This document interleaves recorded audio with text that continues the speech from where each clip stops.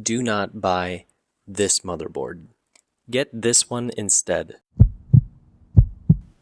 What up fam, welcome back to 88-Bit Tech. I'm AJ and today we're reviewing two LGA 1700 micro ATX motherboards from AliExpress. First up we have the Huananzhi B660M Plus MATX motherboard that I paid around $64 delivered, and this is going head to head with the Machinist B760 GT4 micro ATX motherboard. I paid around $62 for this delivered. I'm pairing both motherboards with an i3 12100F that I got off Facebook Marketplace for $50. I'm also testing it with two silicon power Gen 4x4 SSDs so I can test the speeds of M.2 slots that are supposed to be Gen 4x4 for both slots. For the RAM, we're running Jazer Crystal ARGB 16GB CL18 3600 megatransfers per second in dual channel. I'm just going to get this out of the way. We're pretty much not going to talk about the Huananzhi B660M. As much as I really would love to recommend this board, I just simply cannot.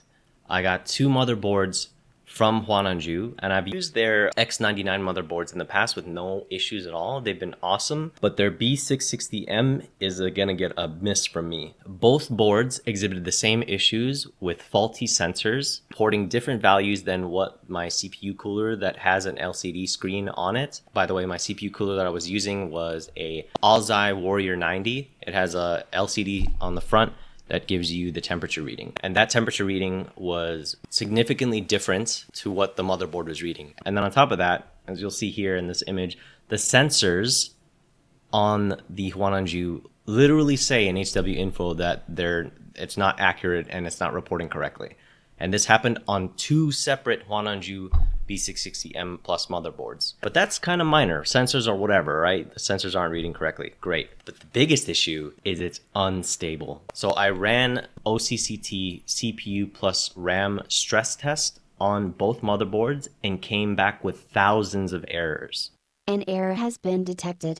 An error has been detected. What those errors translate to real world is crashes. I experienced multiple crashes while using the system, testing different games. I was using an Intel Arc A580 and I was playing Baldur's Gate, and just, you don't know when it's going to happen. You're just playing and all of a sudden it'll crash. And then the next time you play around, it'll crash at a different point. Both motherboards that I got from the same Huananzhi vendor, which is the Huananzhi official store, and I've gotten stuff from them before and it's been amazing, definitely do not hit. They are terrible. They are faulty right out of the box. Both times I've already gotten one refunded. I'm getting the second one refunded as well. I just have to take it to the post office. Fortunately, AliExpress has free returns, so I'm covered there and I'll be fine. But do not get this motherboard, guys. Fortunately, this exact same setup on the Machinist B760 GT4 motherboard worked flawlessly. Completed the RAM and the CPU plus RAM stressed 1 hour stability test with no errors, completely fine. Let's get to the one that's actually worth looking at. That is currently sold out, unfortunately. But knowing Machinist, they're probably gonna restock this one at some point. It actually sold quite well. It's got 104 sold with 20 reviews. It was a relatively new unit, but it's doing really well. I really hope they restock it, especially if you can get some really good deals on some 12th and 13th gen CPUs on your local marketplace, because then this will be a great platform to do an all-white build, which is what I'm doing with this build. Let's quickly just go over the specs here. It only has two DDR4 slots, so 64GB max. Has an 8-phase power relay, which is pretty cool. But here is the ports on the back. So we've got 4 USB 3.2 ports, and apparently 2 of them are 10 gigabit per second. So that's I believe that's Gen 2 is 10 gigabit. No, Gen 1 is 10 gigabit.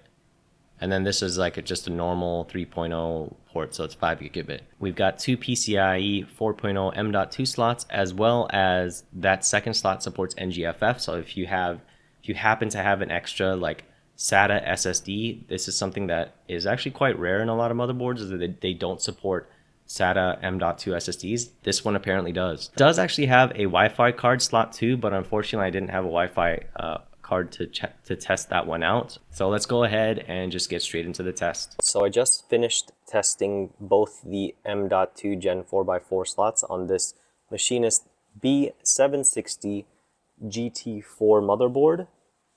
And as you can see, we do get the full rated speeds on both the Gen 4x4 slots. That is C drive, this one's the D drive. And I also tested all 4 USB 3.0 ports on here just to see what kind of rated speeds we're getting on those.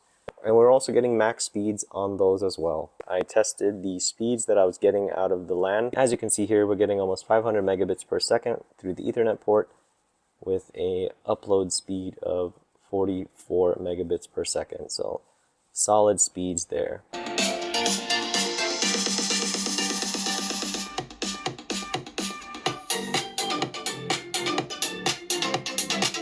BIOS are very interesting on this motherboard. Got a couple options here. I've definitely not seen one like this before. There's our information. Memory is running at the 3600 megatransfers. So it does have 4G decoding and resizable bar support. So I do have both of those enabled.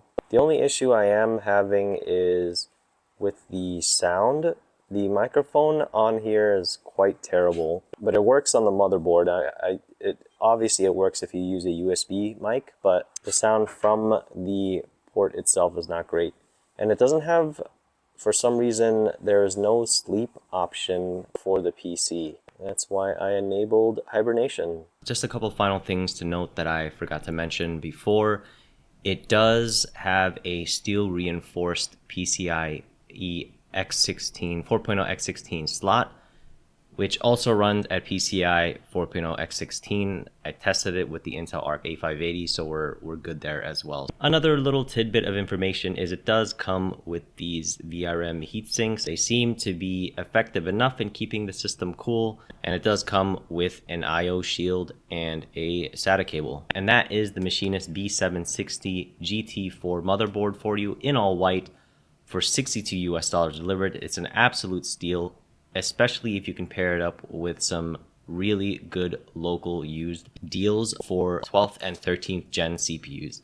It's nice that you do actually have an upgrade path with this one as well. If you do have any questions about this motherboard, please shoot it in the comments below and I'll get back to you as soon as I can with it. I'm quite busy around this time of year, but I will endeavor to get back to you as soon as possible. Don't forget to like, comment, and subscribe. Thanks for tuning in, and I'll catch you guys in the next one.